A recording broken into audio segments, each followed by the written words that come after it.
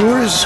Well, it's your half-assed correspondent back again, and it's a Sunday evening here on the Lower East Side, and well, I was cruising around, and strangely enough, I noticed they were having an opening to the Marc Straus Gallery, and we're going to take a look at a couple of what I thought were some pretty interesting shows. First, we'll take a look at Marin Majić on the first floor. We'll slip upstairs and catch a show by Anne Leonhardt. Well, I was out riding my bike. I didn't expect to see any art shows this evening. And, well, I was pleasantly surprised. Here I came down Grand Street and noticed that the Marc Straus Gallery is open, and well, popped my head in and said, these are a couple of shows that my viewers would be interested in seeing. Well, these are paintings by Marin Majić. I was reading that he was born in Berlin, and I guess he's living in Zagreb, Croatia. Anyway, I thought there's an interesting contrast between both these shows in that a lot of this is involved with some kind of interesting techniques, some interesting processes. This piece is titled From the Top Down, and it's 94 by 86 and a half inches.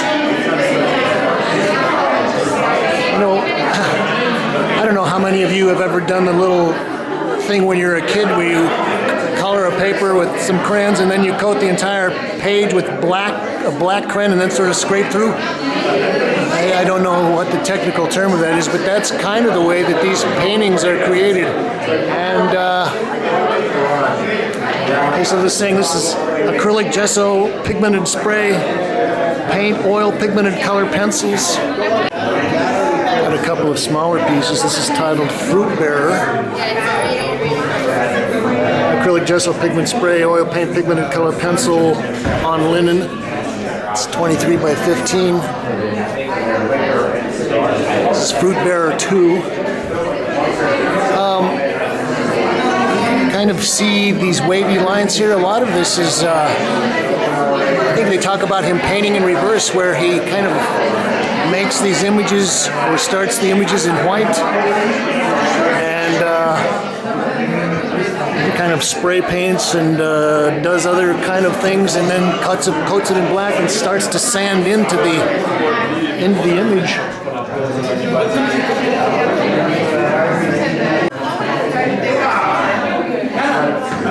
This piece is titled Loose Ends, 94 by 86 inches. And well, it says that he was influenced by medieval woodcuts and some of the esoterical images. So I was thinking that some of this imagery reminds me of German Romanticism, maybe Caspar David Friedrich with the kind of the sun setting over the craggy mountains. Kind of read a little crocodile or dragon in there. We've got kind of a serpent swirling through there. The image is very slow to emerge. I thought this was a very striking piece. This is titled Half an Hour Friendship. In certain ways, this might be the most abstract of all the pieces. We've just got this kind of this orb. We'll get up and take a closer look so you can see the process. So this is all done with a kind of a negative technique where you build up your image and then paint it over in black and sand and scratch through the surface. And then this little column or this kind of trunk is added with oil paint, it looks like. And you've got these weird little vignettes here on the side.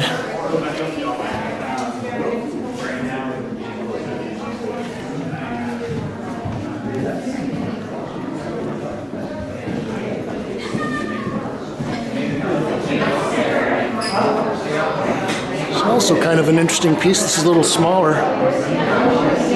Acrylic, gesso, pigment, spray paint, oil, pigmented color pencils. This is 47 by 39 inches.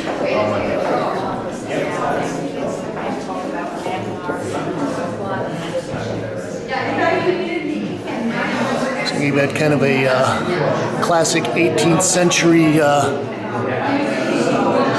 partier holding a bird in one side. Like a Voltairean wig on.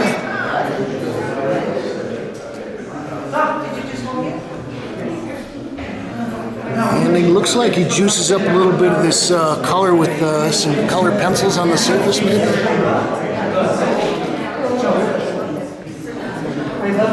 Well, I thought this was an impressive piece. This is kind of an architectural rendering.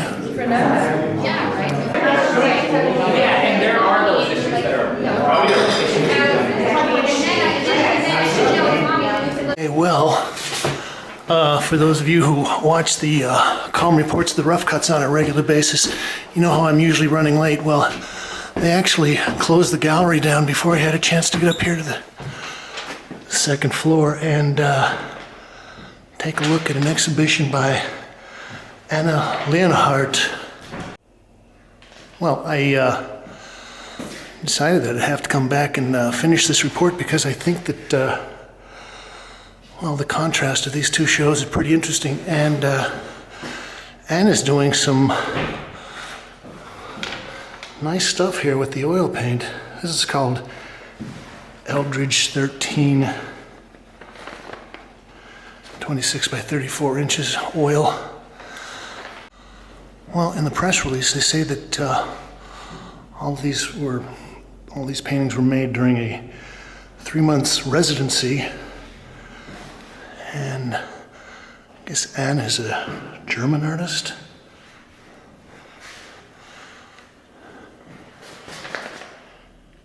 Well,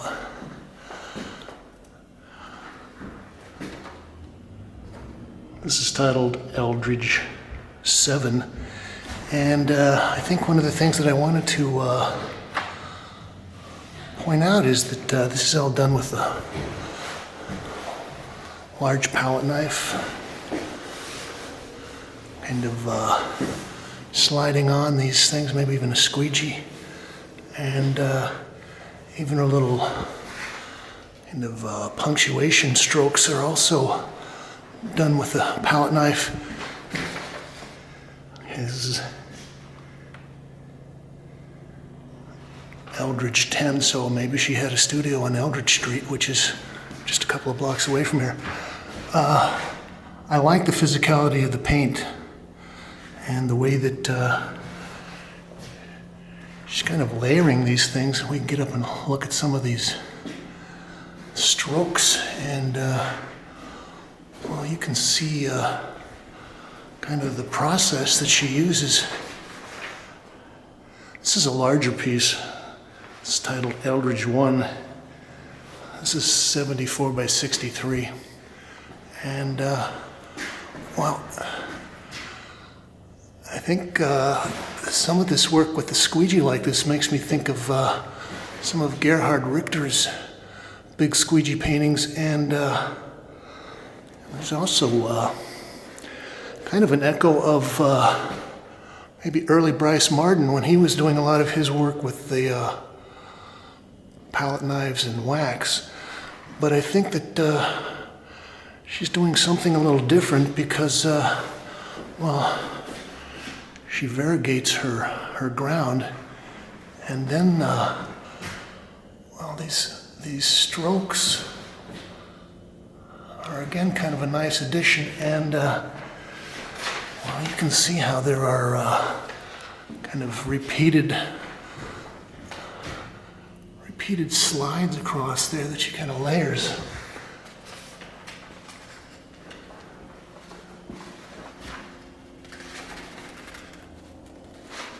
This is Eldridge 7. And, well, she's got a very limited palette, a lot of grays and browns. And you can't really notice the subtlety unless you take a moment to step back and maybe compare some of the paintings. This is interesting here. Most of her strokes are just straight verticals, and here she's got a curve. Okay, let's float into the main gallery.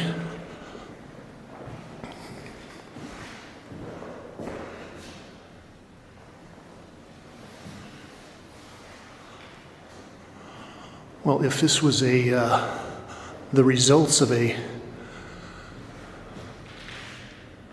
3-month residency here, I would say that Anna was a busy painter. Well, I'm going to make it easy on myself. It seems like all of these paintings are Eldridge number, so we'll just call them the Eldridge paintings. This painting is 26 by 34.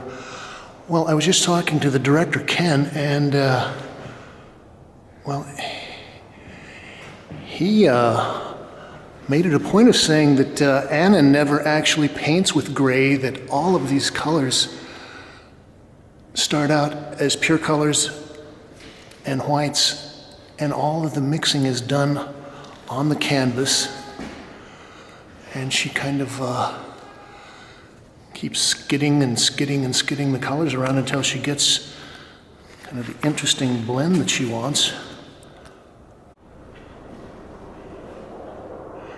And these two pieces are 74 by 63 inches, oil on linen. Well, like I said, I am a painter. I'm an oil painter. And so after you do that for 30 or 40 years, you sort of start to understand some of the codes. Here's a good example of what I was talking about, of the kind of layering the strokes, little slabs of paint that she's got going there. And well, like Ken said, there's probably a lot of color under here that gets smushed down, stroked out, mixed together as she builds the compositions. And well, I was thinking that that's a nice way to work, although, okay, this is a big painting. And this would take a lot of elbow grease to skid in all that paint like that. I don't know if any of you have ever done any construction work. Maybe you do sheetrock work and you have to use joint compound to skim over the seams.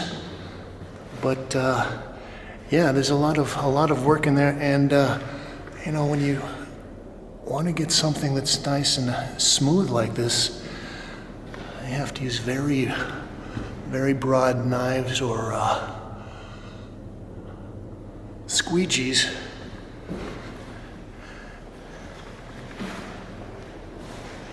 This piece is 76 by 126. That's about 6.5 by 10.5 feet. We'll wrap up looking at this wall of smaller pieces.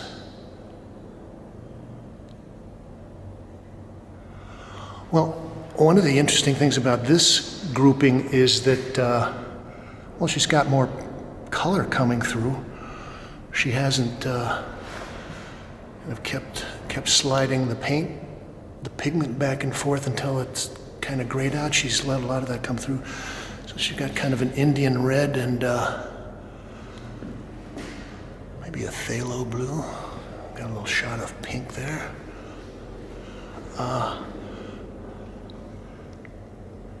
These are all 27.5 by 21 inches. And as I said,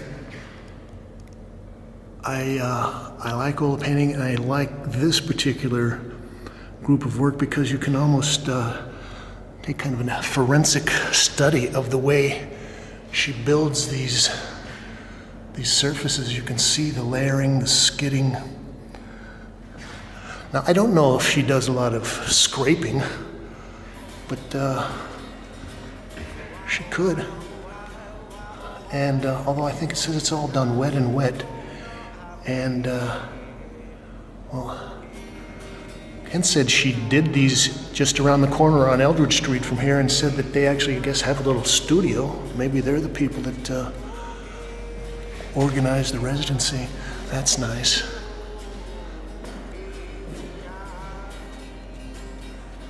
And I was going to say that there was a certain kind of boldness,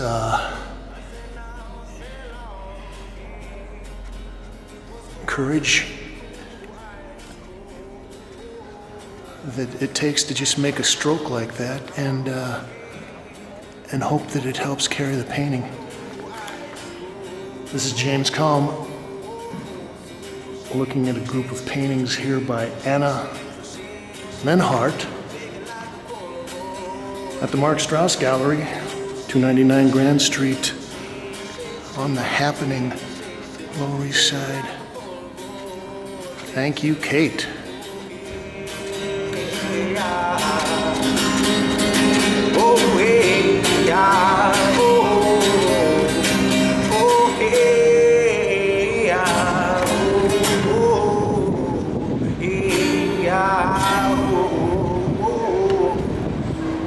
Nice, thank you. Thank you. What's your name? My name is Kai Mohammed. Kai Mohammed. Yes, sir. Nice, thank you.